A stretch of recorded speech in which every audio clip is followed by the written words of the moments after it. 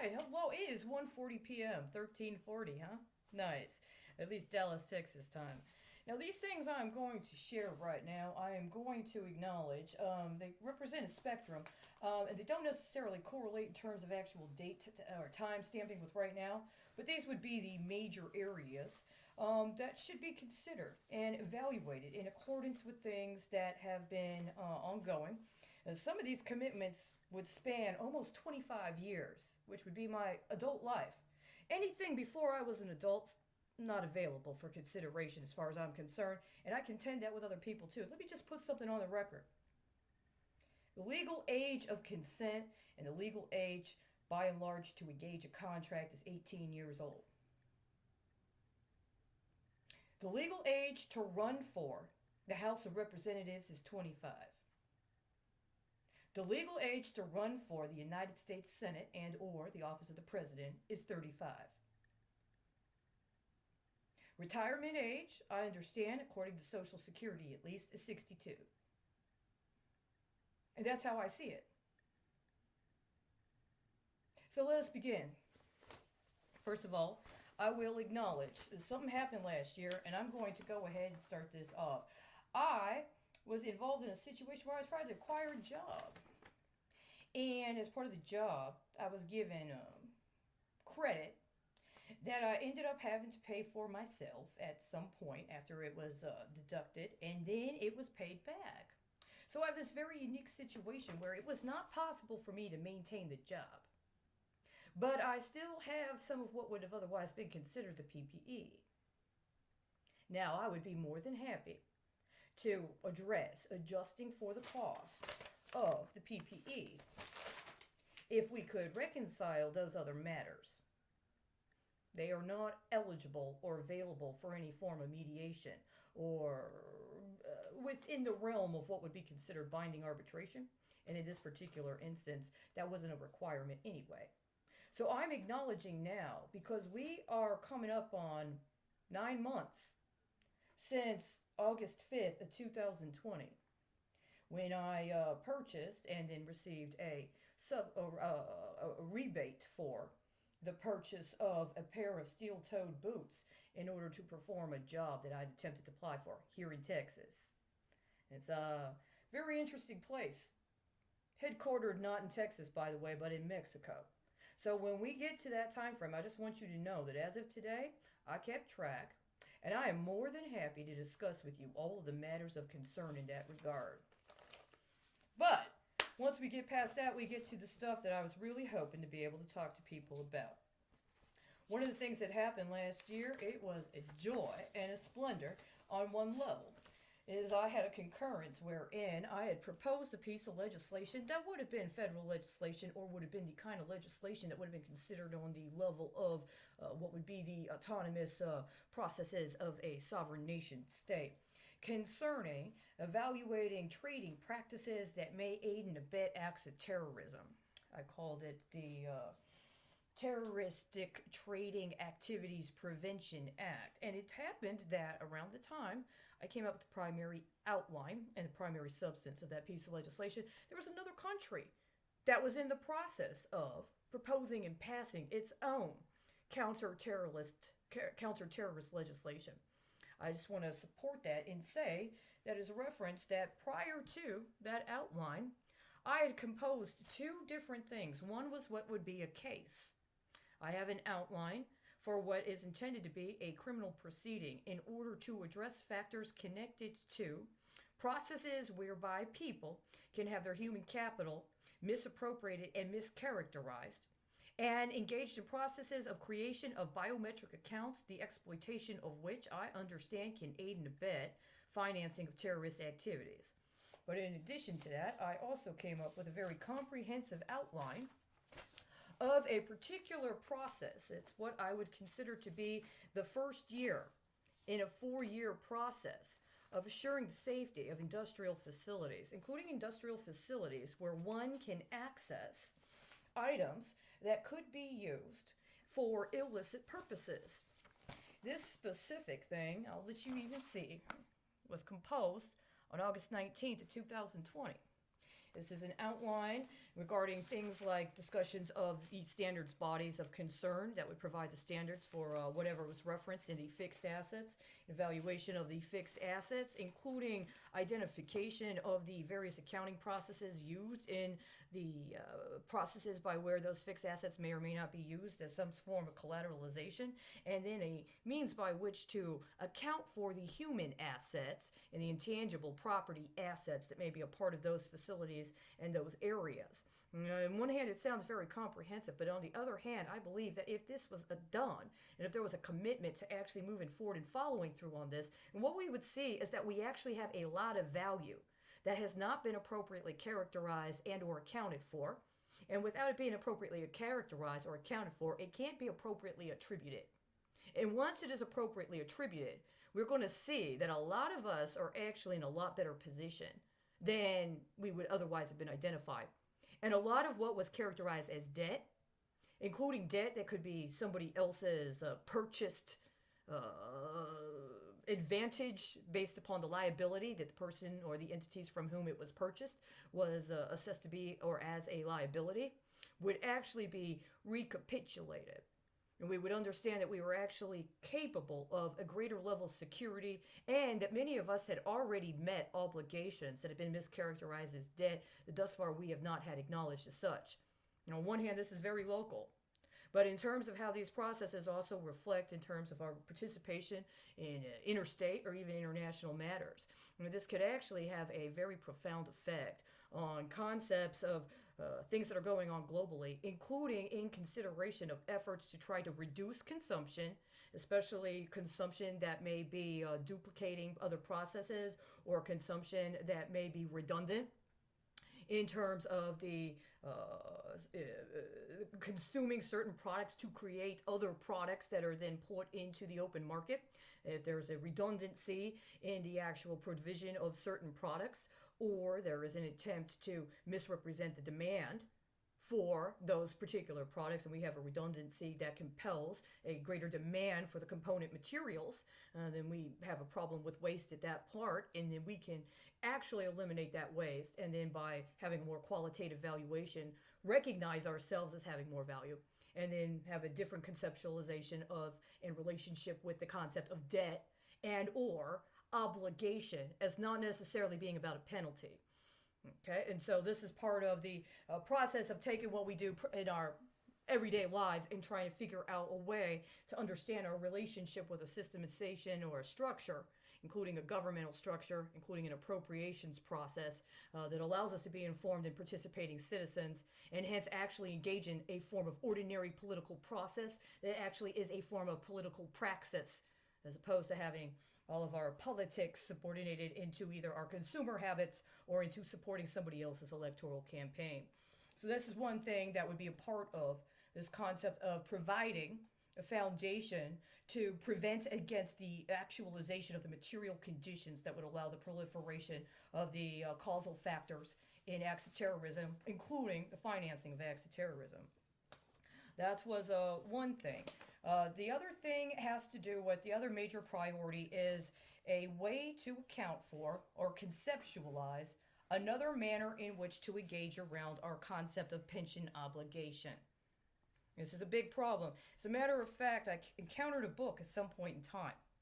This book was discussing how a gentleman who was the head of the Gallup Foundation, the Gallup Poll Foundation, in early or late 2000s, was discussing how the trillions of dollars of healthcare cost that had already accrued by that time were going to create a crisis regarding healthcare that they anticipated was going to materialize over the next 10 years.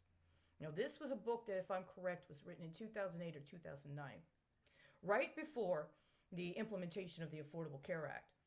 And so far as we've had the last 10 years of the Affordable Care Act, one of the things that happened is these same individuals later came and said, well, the same kind of crisis we had with healthcare 10 years ago, we're going to start seeing that we have with the pension system.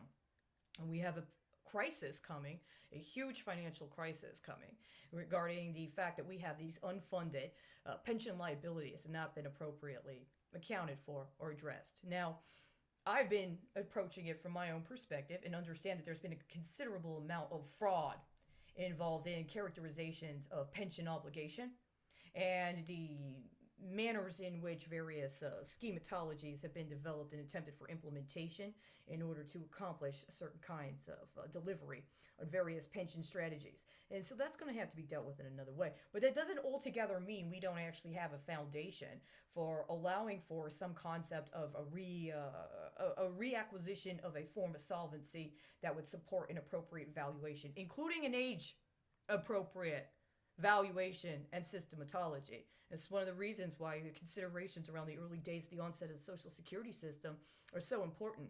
It's also one of the reasons why the civil rights struggle and the results of the civil rights struggle, including the relationship with the proposal for the freedom budget, for instance, and or even things that were happening during the Nixon administration, are very important in terms of understanding timelines. And then we can also reconceptualize changes that have happened to the financial sector that have created a different material reality for considering end-of-life care as well as end-of-life cost and how to account for them in a manner that actually takes responsibility for what the law says when it comes to investing in pension systems and receiving from the investments into those pension systems.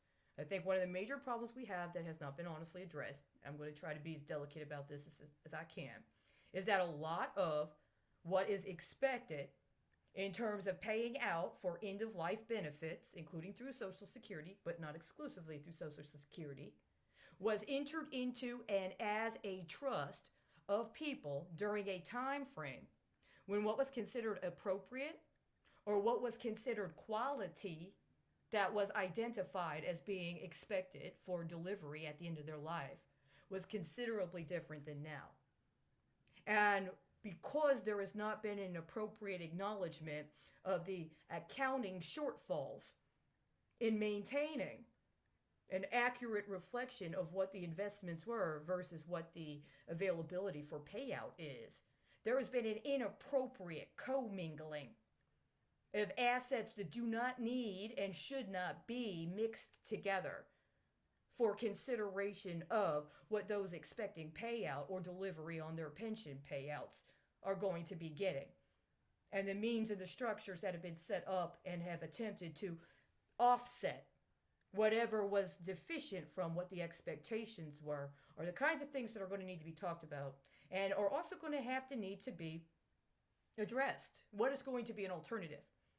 What is another manner right now in which we can figure out dealing with the material reality we have before us and also understanding the moral and ethical imperative we have to be honest about the different time frames, the different expectations, and the different lack of shortcoming, a shortfall of forthrightness that we've had throughout different periods.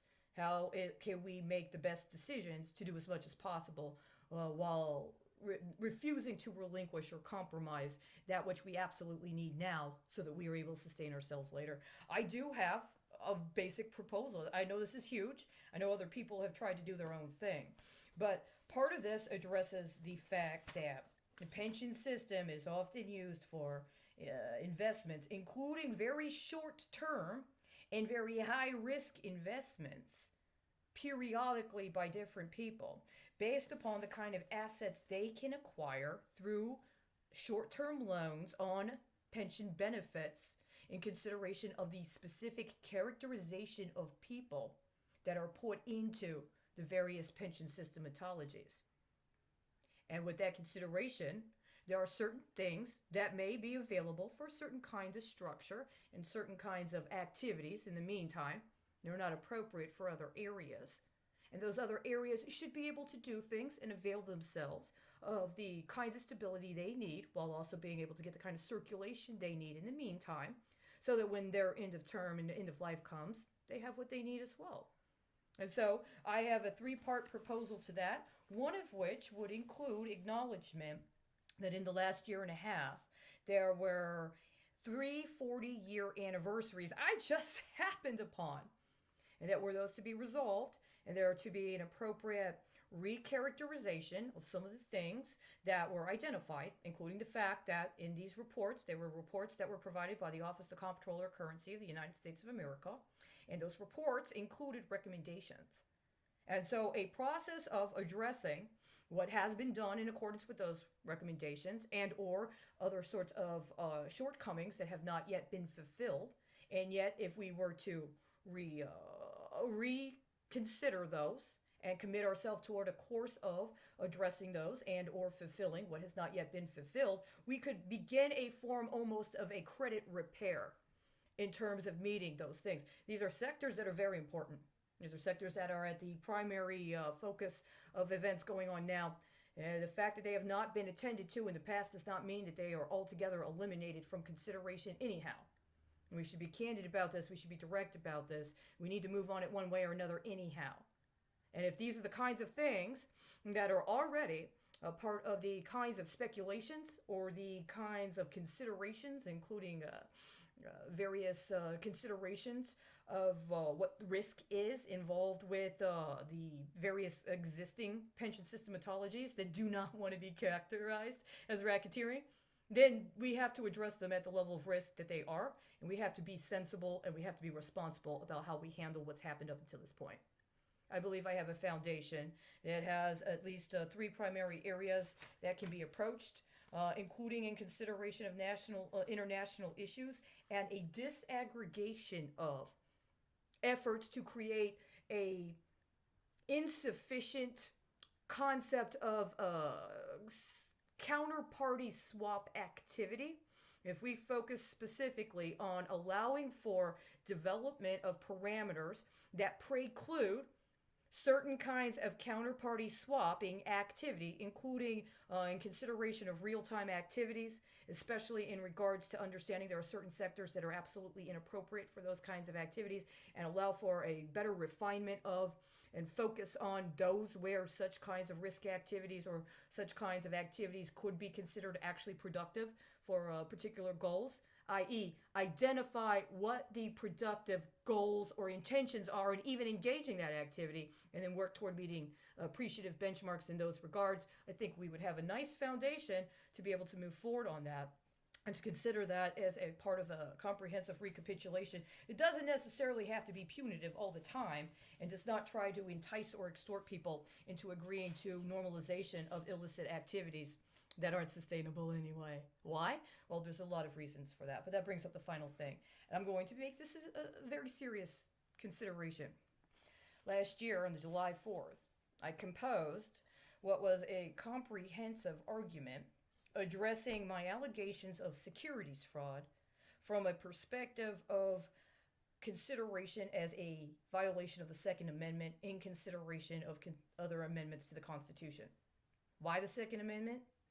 I had read through some opinions from the Supreme Court, and among the things that was brought up that I do not believe has had enough attention paid to it was the understanding of the Second Amendment not so much about arming ourselves for offensive or even violent activity, but an understanding of our right to defense, our right to self-defense. And part of that also means our right to advocate for ourselves.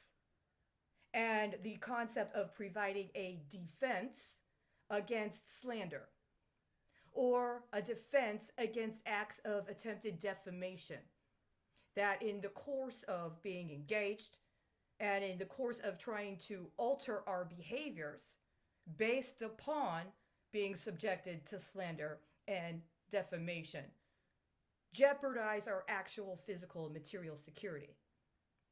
These go into issues connected to healthcare, economic justice, racial justice, and equity. Actual material means by which to accomplish goals. Now, the first draft I wrote and composed was very comprehensive, and I wrote it to myself, and somebody stole it. By the end of the day, somebody had hacked into my email and had taken that argument, that consideration that I had made. So I attempted to do it again. Sometime later, I went to revisit it. I came up with another effort, multiple parts. It was actually in consideration of a specific event that had happened. It was 26 different parts. I made vocal files. They were stolen. Now, my understanding is that they were stolen and somebody used them in conjunction with a pre existing patent they had on other personal property of mine that I had been dispossessed of. So, what I did is I attempted to recapitulate it, and I now have, to the best of my ability, 11 pages of written notes that are a reconsideration of that original argument. Now, I'm not going to lie here.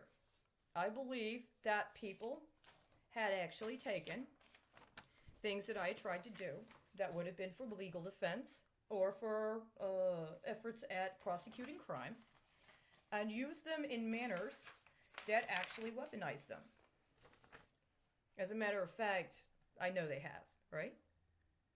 If that's going to be done, especially if that's going to be done by somebody that thus far has been refused to be acknowledged as somebody that would otherwise be qualified to practice law as a professional and be able to potentially wield such a weapon under and in conjunction with the professional expectations of performance of one's job, including in connection with law enforcement, then that should be something that is allowed to be considered before the court.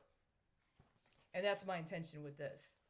I contend that anybody that was put through a paradigm where they were alleged to have had a mental deficiency or a mental incapacitation and then put into processes of non-disclosed research and development that was used in the development of products up to and including weapons, anybody that was put in that position has a right to exercise their Second Amendment.